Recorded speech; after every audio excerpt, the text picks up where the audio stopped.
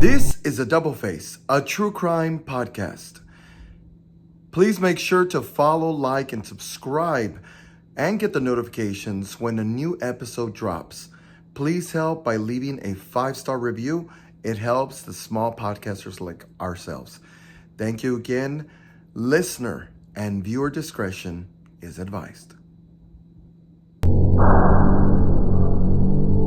Oli Olis! Hey guys, it's us again. So let me tell you something. Yes, last week when we last left off, Dennis was being arrested, right? Mm-hmm. He got arrested and he thought that it was going to be for Andrea's case. Okay, and yes, remember? Yeah. And it wasn't about Andrea. It had nothing to do with Andrea. And this is the case of where Kathleen starts coming in and we don't know who she is yet.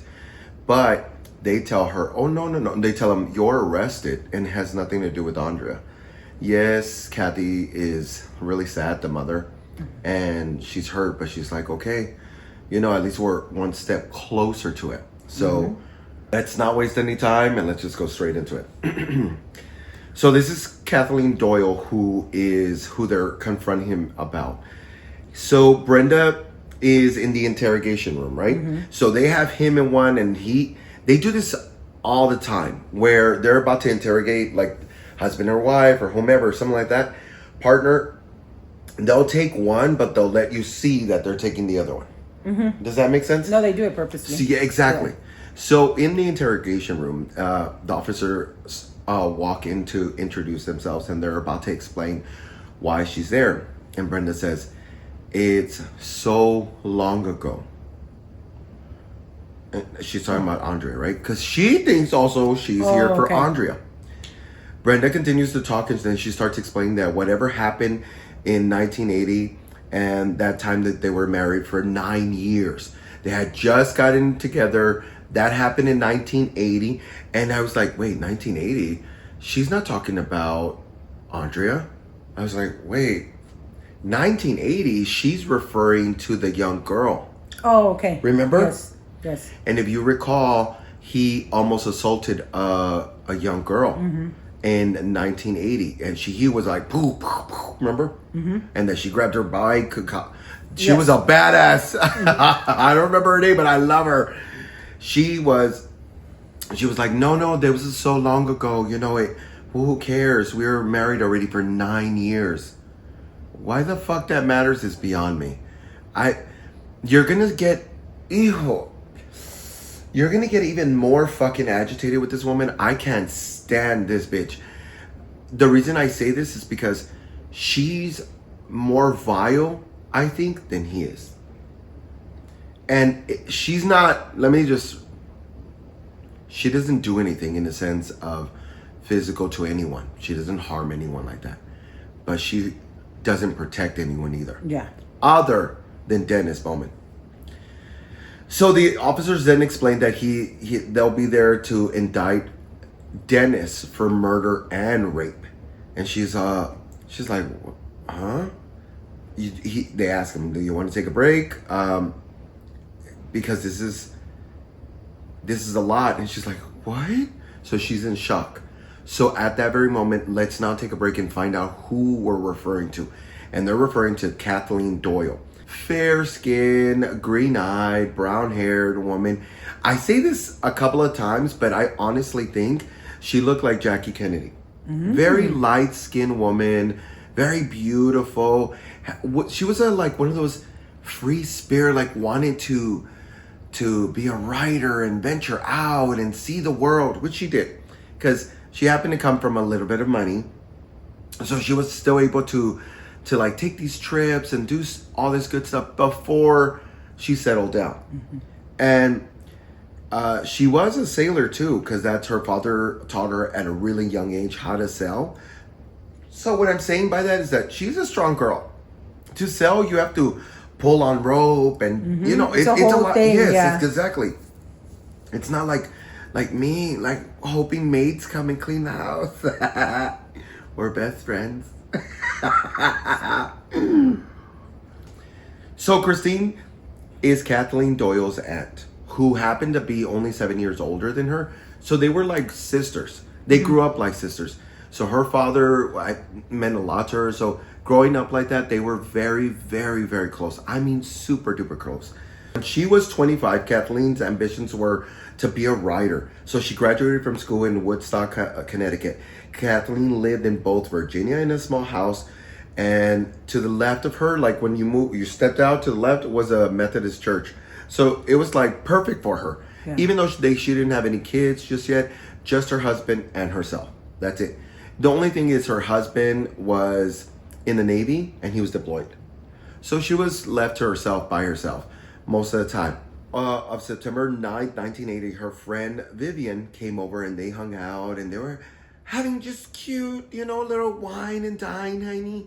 They were just there drinking, having a really good old time. Well, I guess it got a little late. So by around 9:30, Vivian's like, hey, sis, I gotta go. Mijita, ya me quiero ir. So she places her wine glass there next to each other in the living room. It's a small little house. She said, hey, I'll see you tomorrow. They have plans. So really didn't think twice about it. So Vivian goes about her business. Next day, they were expecting her to call Vivian. She was like, hey, Kathleen hasn't called me. That's really weird. And she's like, time, just a couple hours passed by. And she's like, Kathleen always calls me. You know what? She tells her husband, come with me. Let's go check her. Let's go to her house. Let's go check to see if everything's okay. So they end up going towards the door. And as soon, she says, when she walked up to the door, Vivian like barely pushed it and the door just went open. She said, so there was like newspapers there. She said it was really weird that I was able to open the door knowing she's by herself. Yeah. Mind you, she's a woman by herself. So there should be no reason why it's unlocked. I mean, it is the 80s, so you never know. She says, I walked in the living room. You can see the small sofa and the two glasses still. Mind you, it's the next day. You should have already been at least in the kitchen. Yeah. She said, well, she found that really odd. She goes, so didn't think twice. She went straight to her room. When she opened the door, she saw her body there lying dead. And this is the moment that, of course, she starts screaming. She tells her husband, oh my God, she's dead. They immediately go pick up the phone, call 911. And they're like, 911? And they're like, whoa, what's going on? Well, they couldn't. It was weird. Back then, when you picked up one of those phones and you dialed, well, if you released, like you turn, I remember, it's so weird. I remember these. Yeah. You would remove the bottom, which was the speaker. You would remove it. Well, if you pulled on that, they couldn't hear you. Okay. So if you made a call to somebody, they wouldn't be able to hear you. So this is the rotary phones? Not rotary. It was like you could press on it. Okay. It was a little bit niftier than the rotary. And so, but if you remove the bottom part, then you couldn't make a call. They could hear you, but they couldn't hear. They couldn't hear you. So anyway, so that's how they were still able to make a 911 call. So police get there and they start saying, "Wait, let's go through this. Let's see what's going on here." Because her body is bare naked, on top of on top of her bedspread, and it happens to be on the floor. Mind you, her room is chaos. You could tell. They said immediately we knew that this was something bad because there was a huge struggle. Bed was tossed, box spring was tossed. Bedspread was on the floor. She was on the floor. Like, it was just really, really bad. Also noticed on her face is that on her right here, like on the right cheek, she had a burn mark. And it looked almost circular, like a cigar. But they also then mentioned this something which is so interesting. Nobody ever brings it up later on. But they do mention that the burn mark on her right cheek is almost also like a Lincoln log. Do you know what that is? No. So They look like little wood pieces, right? Okay. And what you do is you can stack one on top of the other, and you can make them into like a little log house. Okay. And that's why well, I don't know why it's called Lincoln log, but it would just be shaped almost like a little, like curvature like that at the end, and then you just place the other one in. You place the other one in. So it's sometimes almost like they're a puzzle. just straight. Yeah, like a little puzzle, exactly. And then you build as you go. Okay. But they were like, it matches a Lincoln log. Well, they happened to go to the restroom. Inside the restroom, in the bucket, was a Lincoln log that happened to be burned. But mind you, remember when I said that she doesn't have kids? Yeah. So there should be no Lincoln logs. Those are usually for kids. Oh, okay. Yeah, they're not made for adults. Like, so it's like a toy then? Okay. It's to build a little house. Got yeah. you. But they found it really strange that the burn mark matched exactly that Lincoln log. Yeah. Which would happen to be a toy. And she has no kids. Correct. She also has when they're looking at the scene, they can tell that the strangling, that she was strangled and so forth, right? Mm-hmm. They noticed automatically, and they said, you know what, we've got to start investigating this. Yeah. By the time they realized all this, they were like, hey, this is a crime scene immediately. Let's start doing it. So now let's go back to the interview where Brenda is, right? We're going to go back and forth because it's really chaotic, but we have to stay together. So now let's go back to the interview with Brenda. The officers explained that Dennis was murdered and raped a few people, right? Or was accused of raping and murdering a few people. As the officers are also sitting there with Dennis, they go to explain that they brought this onto his family, and Dennis he almost gets agitated. He's all, no, I didn't do this. I didn't do anything to my family. He gets very accusatory and upset and angry for no reason. It's like he flips a switch really quick. But they're saying still officers are not playing bad cop, good cop. They're not doing that shit. They know they have answers. They know they're ready to go, and they're staying calm and collected. As the officers are sitting there with Dennis, and Dennis is getting, argumentative, Kathy ends up, during all this that's going on, Kathy called Sue. Do you remember who Sue was? Remind me. Remember, Kathy is biological mother to Aundria. Yes. Okay. Sue happens to be married to Brenda's cousin. Oh, okay. So remember that they're Yes. related. Mm-hmm. So, but mind you, Sue has always found it really suspicious that Dennis has all this going on and Brenda still protects him. Mm-hmm. So it's almost like she's never been on their side. Yeah.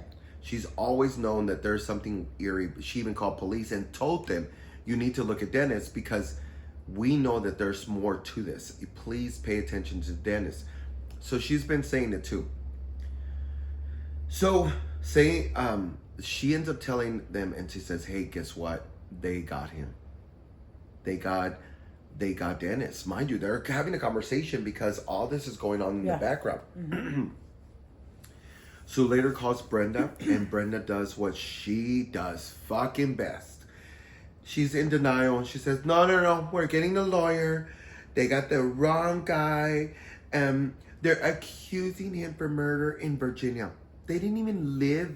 They lived in Michigan at the time, and they're saying this about Dennis. There's no way. Fuck you, Brenda.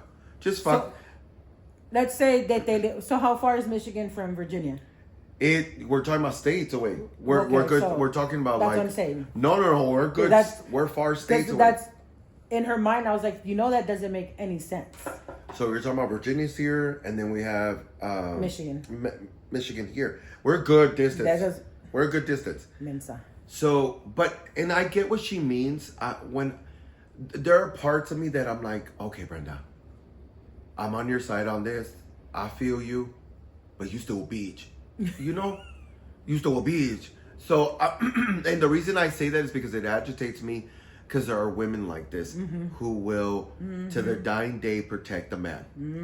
And I think I know a few. You okay? I dealt with one recently. Yeah, tell us. We'll take a break. I told you when we had lunch. Oh, yeah. And yeah, it gets better. Anywho. But I think that's the one thing that I was like, it really does hurt me to know that I think Brenda could have had answers a long time ago, but because she was protecting the wrong person, she never got it. So Kathleen's father, let's now back to this. Kathleen, while they're moving all these things, he is on a mission. He had says, look, they killed my daughter. Let's find her. Yeah. Please find her murder. But they couldn't. Yeah. And mind you, it's 1980. They don't have forensics like we do now. And they don't have access to things like... But they're taking everything... They're still gathering all the evidence. As much as they can. Yeah. And they really are trying. But he just looked like Kathleen's mom ends up passing away. And then Tim, who is Kathleen's dad, in 2016, ends up passing away as well. And with no answers, both of them. In all these moments that they're trying, and they're trying their best to find answers for Kathleen. Nothing ever comes up of it. But John Smith happens, I don't know, remember this other episode I had said how things started lining up? This isn't one of them. In comes John Smith, who happened to transfer to cold cases in Norfolk in the police department in August of 2018. So he goes and starts reviewing cold cases, and he happens to come across Kathleen's case. And then he's like, well, let me see what I can at least find. We know we have seminal fluid on the bedspread and on the rape kit. So they have fluid that they're just literally sitting on. Mind you, they have the bedspread. You know how sometimes when officers keep some of this evidence, they dispose of it. It gets ruined. It's wasted in some way. Not this, baby. This bedspread was kept intact, honey. It was there, and they did a great job. Yes, it had lost color, but it didn't lose the fluid. Yeah. So they kind of were like, okay. John Smith was like, you know what? I'm gonna stick to this. We have something where I'm just gonna wait a little bit with it. He didn't want to jump the gun either, because mind you, if you use the fluid, you're done. You're done. So you got to make sure that you know what you're doing with it. So then, because he's waiting on advancements of DNA, which of course in the 80s there's not much, but when they did run the fluid, and because there's this thing called ancestry DNA. Yes. Well, ancestry DNA, it almost does like the family tree, right? Yes. And they used this with the bedspread. What they did is pulled that DNA, went through ancestry DNA, and they were able to pull 31 male names. Holy shit. 31 fucking names. And all John needed was to get is a sample of all the fucking DNAs, right? So he's like, oh, so they're all spread out throughout the country. And he's like, well, how am I going to get approval for that, you know? On the same week of November 2019, they're in Norfolk. There happened to be a regional homicide investigation association meeting. Remember, I keep telling you they keep getting aligned. Well, okay, it's another officer, and he's like, hey, I'm researching this case, and I need to know about Kathleen's murder, but there's these 31 names. The guy's like, whoa, let me see the names. He's all, one stands out to me. He says, because when I was doing the research for each of them, like nothing was coming up rap sheet wise. Okay. He says, but number 31 was, which was Dennis Bowman. So he meets this officer, and the officer's like, well, yeah. Well, what's the name of the guy you're searching? He's Dennis Bowman. He said, Dennis Bowman, I know his family. He's that's your guy. He said, do whatever you got to do. Find him. He's the one. So is it because he knows about what's going on with the missing child? He's a family. He knows his family. But that's what I'm saying. Because the child's missing. No? Okay. No, I don't know if it's because of that. I just wonder why he said, do what you got to do to get him. Because he knew who Dennis was in the Mm-hmm. sense of, like, he knew that there was more to it. Okay. Like, I'm sure, like, in any town, there's small whispers about What's going bad on? people, Gotcha. right? Yeah. And when your name keeps coming up, there's going to be whispers about it. And so he was like, get him. I think he's your guy. So during that, John finds out that he might be attached to an offense in Michigan. While he's doing the research, he's like, wait, okay. And there's a disappearance of his daughter and an assault and an intent to commit murder. He's like, this is it. He's like, this is probably my guy. There's so much on his rap sheet. There's no way. Every one of those 31 guys, nobody was like, red flag, red flag, red flag, but Dennis Bowman. While John was at the conference, the guy Brian Fuller was the one that said it. I don't think I said his name, right? No. You just said officer. Correct. So his name's Brian Fuller. And that's when he tells them, go ahead. So both of them start doing their detective work, which I'm sure it's gumshoe detective work. Because I don't know how to, like, I keep thinking in my head, I'm like, oh, I'm sure they were like detective work. I don't know how they did it, but they started working together and they started trying to find answers, and they did. So while they're there, they end up finding out that both detectives, that they found proof that Dennis was in Virginia at the exact same time that Kathleen was murdered. What was he doing there? Did it say? Oh, yes. Good timing. Good way to transition. So, in Michigan of May 23rd, 1980, Dennis was involved in a case where where I mentioned those 2 shots, remember? And that young girl, and the judgment mentioned that even the judge said he's a menace to all women. Well, in Kathleen's murder was in Norfolk, Virginia, on September 9th, 1980, right? What they found out was that Dennis was in prison. So he was like, oh, this can't be that guy. He's in prison. There's no fucking way. He's like, dang it, I thought I was really close to finding the murder. Until he sees the letter. He goes, this pisses me off. He starts going through the court transcripts. And he finds out that back in 1989, he said there was an arrest. And it's so the letter says from Mr. Patun. Sorry, y'all. I don't know how to say this. Patunsnik. His lawyer writes. Dennis's lawyer writes. Dennis is not here. He is away on his 2-week summer camp requirements for the Navy, which has a date of September 16th, 1980. So he couldn't show up to court, so then he could get arrested, so that he couldn't go to the next move, because he was in Virginia for 2 weeks. What the fuck is happening to these court? Like, who is not doing their due diligence? Because they're seeing that he's in the service, and they see that as it's more important to serve our country than to arrest a him. man who is not who's good. committing crimes. Exactly. Stupid. It's scary is what it is. Yeah, it is, because I'm glad that they don't do that as much now, but still. No, it still happens. Yeah, but it still happens. Now they had that Dennis was in the area and when Kathleen was murdered. So all they need now is the DNA. And that's why Brenda didn't see, but we were in Michigan and he was in the service, so she didn't. Okay, no, it makes Correct. sense. And this is some parts I understand where Brenda is lost and confused, because she's like, there's no way we're getting a lawyer. He didn't do it. I love him. I'm married. Love him. Fuck her. Okay. Kathy at the same time was calling the Bowman house and the borderline. She almost was harassing them. Remember I told you that she would call, pick up, and say, yeah. And then look, click, and she would call back and click. And I mean, it was harassing, but I love it. Anyway, so for the right reasons. For the right reasons. Yeah, I know it's not. Nobody explains this, but I think they were in cahoots. Who? The officers and Kathleen. It makes sense. Well, I didn't know this until the very end. And I'll tell you why. Because she didn't get arrested. She didn't get in trouble for calling and calling and calling. Correct.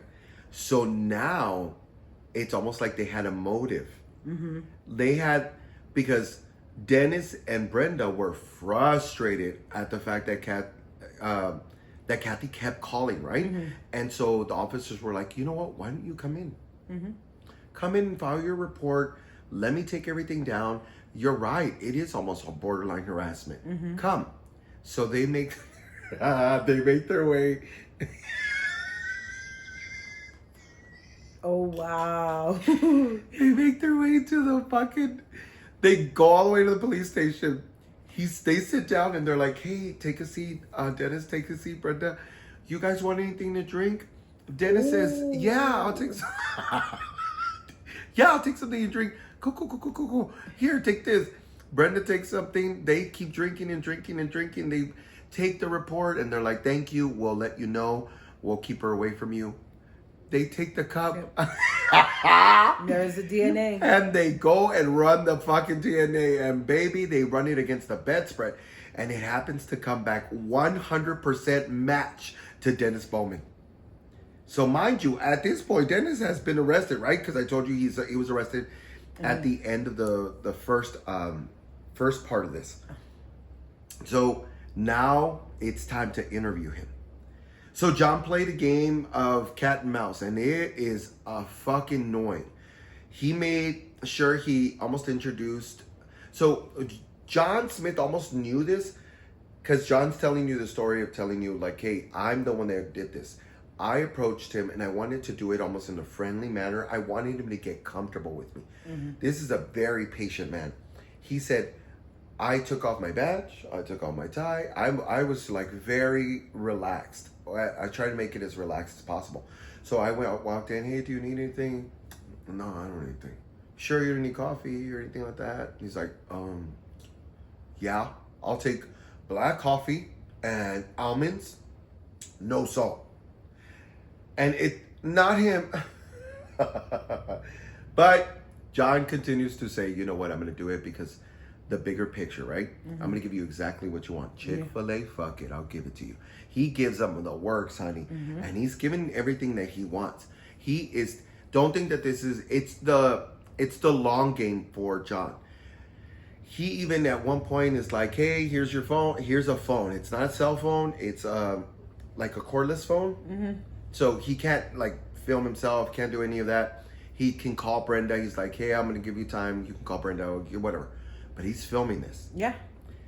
Please don't ever lose track that Dennis doesn't know that he's not being filmed. He's casual and comfortable and talking to Brenda like, there he gave me a phone and he gave me coffee. He's boasting about the fact that he's almost in control of the situation. Mm-hmm. Look at me, I'm in jail, but I'm still able to access you. The woman who he truly loves, and I think he really loves Brenda, like honestly and wholeheartedly. Even though it took a long time to finally get Dennis talking, he starts. And this is his story. Dennis says that he's on his camp requirements and he's like caught up. He says this, and I don't know what to make heads of this. You can maybe tell me. He says, I'm in my 2-week requirement, right? Mm-hmm. He's like, I'm already almost in a week and a half of being in 2 weeks on a ship, right? And he says, but I'm wound up like I'm wound up 8 days. I don't know what that means. So that he's been on the ship for like 8 days? Yeah, like, so it could be but he's referring to himself. I'm wound up like an 8-day clock. That's what he says. I'm wound up like an 8-day clock. So that means he probably hasn't slept, or it almost seems sexual. Oh. I didn't take it like you're such a girl. When you didn't even. I took it sexual because, like a man's perspective, that sounded almost like I need to release my load. Gotcha. I know that's vulgar, and I'm so sorry, but that's what it sounds like. Because he's been on a ship for a week and a half. Yes, I'm wound up like an 8-day clock. Okay. I took it that way. I could be wrong. You guys let us know on the comments. Don't be too vulgar, you know, because this is YouTube or the other platforms. Yeah. I don't know what that means. I think it's weird. So after a week and a half, he says, I get off the ship. I end up going to a bar. He goes to the bar and he says he gets fucked up. I said, okay, girl, sure. He gets fucked up and he says he then gets out of the bar and starts riding through the town. And he goes through he sees a specific house that happens to be dark and has no car on the driveway. So he says, so I then went to the back to get money. Because I guess he said he didn't have any money. So he's like, so I went to the back and I saw this latch before, man, these windows, I am so glad that there have been progress with windows. Because it was like a little latch. Yeah, that you could just, doop, and it was unlocked and he made his way in. So he says he makes his way inside the house. He says, but he's just looking for money. So he gets there, goes through the living room, goes to the kitchen, goes inside the cookie jar, because I guess most people keep their money in the cookie jar. Do you? No. No. Just checking. I used to, but not anymore. Not in a cookie jar, but I used to hide it in the house. Where do you keep it now? I don't keep cash anymore. Just making sure. But, so don't try robbing her. Yeah. No tiene nada. I'll tell you why off camera. This one always leaves you in suspense. It's fucking annoying, right? But I may at least know. Anyway, such a cookie jar, says I couldn't find anything. Then he makes his way into the room. At that point, that's when Kathleen sits up and starts screaming. He says he grabs her mouth, pushes her down, but what he didn't say is that he said when he was trying to get in through the window, he took out a little knife, right? A little pocket knife, he says. Mm-hmm. But they're trained. Look, when you're in the service, you're trained to kill. So he knows what the fuck he needs to do if he needs to do it. I'm sorry, but correct. So you can't play the innocence of, well, she scared me and I had to. No. Oh, that's too bad, because this is exactly where this is leading to. No. So I forgot to mention that when he was trying to get through the window, he took out his pocket knife, clicked it. That's how he clicked the little latch. Gets in the house, right? But he says when he gets to the room, he's still holding the knife. So when he pushes her down with the left hand, and then he doesn't poke her. He says she's fighting back. She then pulls it onto her and stabs herself. But he motions almost like here. I don't know how to explain it. I'm so sorry. Like underneath the like right at the your breast, rib, yeah. like in the rib area. Yes, yeah. Exactly. Like in the rib area. Not the chest area, honey. No, the rib. But it's confusing in the way he says it. But it almost sounds, and you're gonna see this later on, it's almost like he's not taking responsibility. He's almost blaming it on Kathleen. Mm-hmm. So he says he's saying, "Oh yeah, I was drunk and I don't know what happened." But you remember the story that you were drunk? Sorry. And you remember, and it's years later. Exactly, and you remember clearly because this is what he said happened. After she was screaming and he was trying to like stop her from screaming. He's like, "You know what, man? I'm out. I'm out, man. I'm out." So he gets up, he leaves, and she's still awake. But where's the DNA from? Exactly. Bullshit. And so John is letting him talk, right? Mm-hmm. He's letting do this fucking long game. But even though Dennis has already admitted to pushing her down on the bed, holding her, using the pocket knife, being there, period, stabbed in the chest area, whatever, she stabbed herself. And then he says he leaves, right? But John then comes back. Finally, John checks in, honey. He had like checked out. I don't know. This man was trained really well. He had clocked out to like stay neutral. Mm-hmm. And then that motherfucker clocked right back in. And he's like, "Oh, really? So why was she naked?" Because Dennis se le salió. Oh, I'm sorry. Some of you are Spanish speakers. I'm sorry. Some of you, he Translation. Yes, translation. Dennis had said that when he stabbed her, he's all, I could see that it stabbed her in the chest. Like I could see her, like it was close to her breast. And he mentions like I could see her skin, and he says, "Wait, so her shirt was up? Yeah.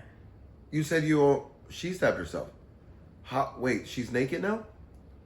And he's like, "No, she's not naked. I just happened to see it. So her top came off? No. So how did you see her top? Like, how did you see her skin? Her skin. Yeah." And he's like, he's so fucking confused. He doesn't know where he's going, left or right. And this is where John says, "So did you have sex with her?" And Dennis denies it. No. Dennis says, "Nah, I can't. I can't. I didn't see her chest area because of the knife."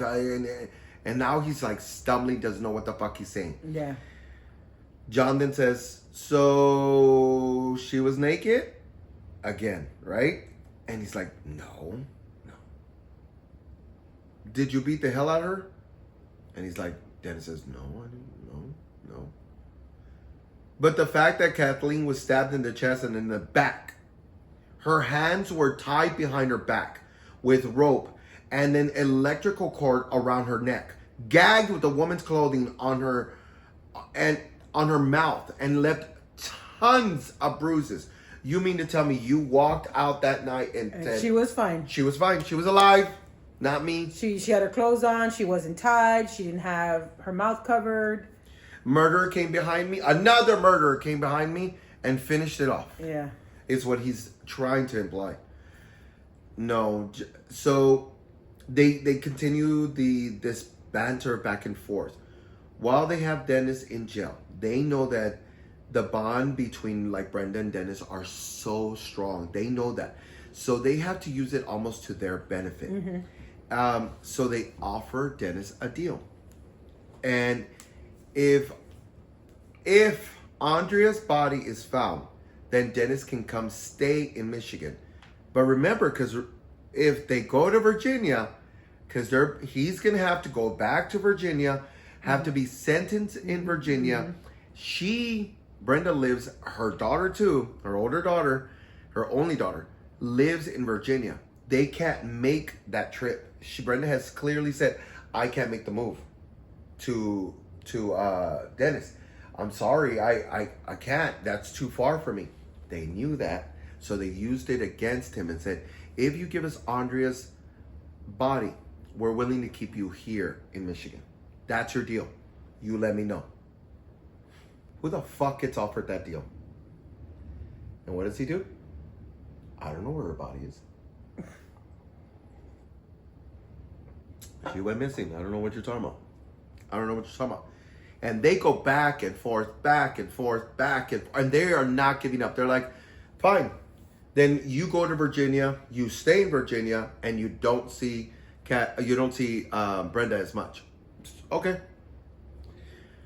They let him sit on this for a while, and they let him just stew, baby, because that's what you need to do. He almost needs to feel like he's in control. The time comes up. Finally, Dennis has been sitting on this bitch for a while, and he says, "You know what? I'm ready. But I want to talk to Brenda. Front and center, right there. You guys, of course, can be there, but I want to talk to Brenda with her in front of me." And they're like, "Ooh, we don't know we can do that." So they go get approval, and sure enough, they get it. I know, but remember, this is the long game, and they need more information. I'm just wondering what it is that they're like, what their tactic is with that, with the approval of saying, "Yes, Brenda can sit there," or whatever, whatever the case may be. Great transition. You are on the money today, mamita. So as soon as Brenda sits down, Dennis is right across, and "I just want to tell you," and he starts crying. And he's like, "I killed her. Aundria has been dead from the beginning." He says, "That night, I got the baby home. I put her down on the sofa. I went upstairs. I saw Aundria, and we started arguing. And she was like, well, I'm going to tell people that you molested me. And she said, and she fell back on the stairs. I know. Still blaming somebody else. Never taking responsibility. Yeah. So she said she falls back down the stairs. He said, I ran downstairs to try to save her. And I check her pulse. There's no pulse. I look at her neck, and her neck is like... wobbly. Yes. And almost not... It's not structured. You could tell her neck has been broken. Mm-hmm. He said, so... Mind you, Brenda's crying at this time. And it's a genuinely heartfelt cry. This is the part that I'm like, oh, okay, that's heartbreaking to hear. And she then is hearing this, right? And he tells Brenda, so what I did is I took her to the back shed. I had like a container there. He goes, at first I couldn't fit her body, but then I did fit her body in there. He says, I closed it and I like dragged it out to the front, and the next day was garbage, so the garbage man took it. He says, so her body, he goes, and I never wanted to tell you because I didn't want you to lose hope. Bullshit. Man, talk about a man that loves to have control of this stupid ass woman. Brenda does what Brenda does best. She protects her man, honey. So Dennis then wrote to Brenda on December 12, 2019, and said this to her. After he just confessed, right? Mm-hmm. He then writes this in this beautiful, beautiful way. Very poetic. To my love, I did throw her in the trash I didn't throw her in the trash like I said. Oh, God. I took her back to the shed, wrapped her in a ribbon, put her in a 6 and beautiful red ribbon like she would like it. Put her in a white sheet like a mummy. Wrapped her really tight. And then I wrapped her feet and hands with that red beautiful ribbon. I put her in a 6x8 feet tarp. I sprinkled cedar chips, cloves, and cinnamon. And then I dug a grave. And then I watered that grave and watched her. I watched her like almost 100 times. We drove by her to see her. 2 weeks after I had dug her body, you couldn't even tell she was there anymore.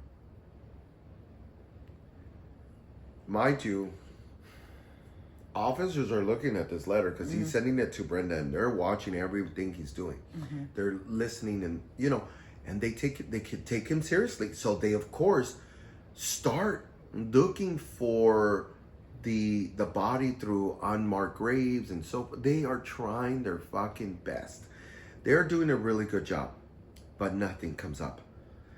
Officers then try to say, you know what? I think he's fucking with us. I think he's just toying with us. So they end up telling Brenda, look, Brenda, we need more information about Aundria. And we don't think he did what he said. And she actually starts spiraling. This is the point that Brenda starts spiraling and getting really mad with Dennis. It switches the relationship now.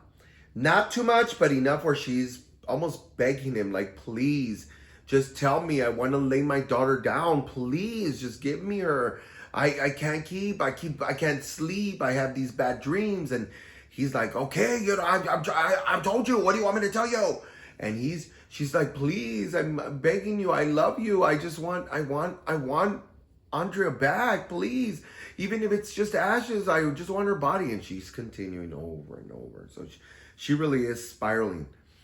So one day during this call, officers end up telling other ones, hey, you just missed this call between Dennis and Brenda. You need to listen to it. He says to her, hey, remember what I told you about Aundria? It was a lie. What? No. And no, don't say. And she's trying to interject, and Dennis is not having it. Stop. He's all, let me tell you. He's all, I actually didn't do any of that. He's all, I didn't bury her like I told her like that in that area.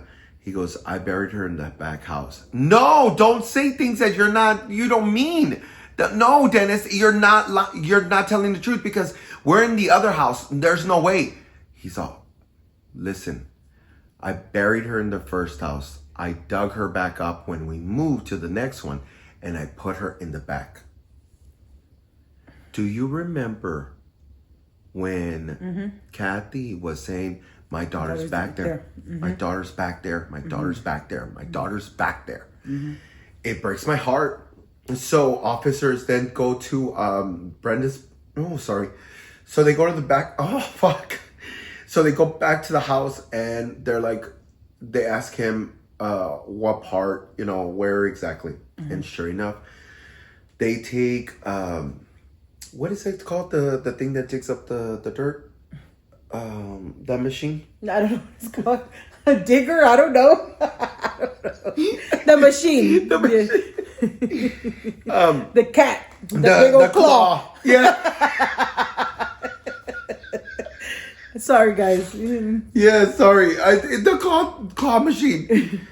And so they take it back there and they start excavating that area.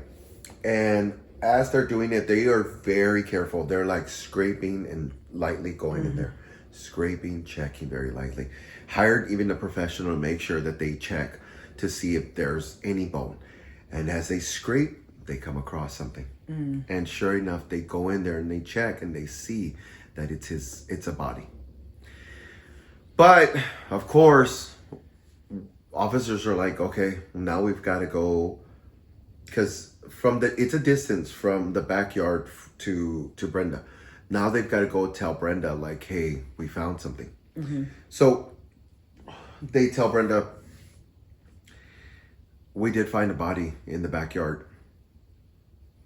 You see, he didn't lie to me.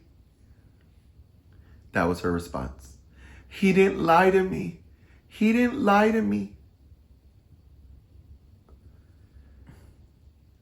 What a fucking piece of trash, right? Yep. What a piece of trash. You're worried about that this man didn't lie to you this fucking time, bitch. But you're not worried about the fact that your daughter is back there. Yeah. Your so-called daughter is back there, buried. Not, how's my Aundria? Is everything, where is she? Something. He didn't lie to me, was her fucking response. What a piece of shit. Sorry, I just get really mad. So, okay. Mind you, a conversation later between Brenda and Dennis they have, right?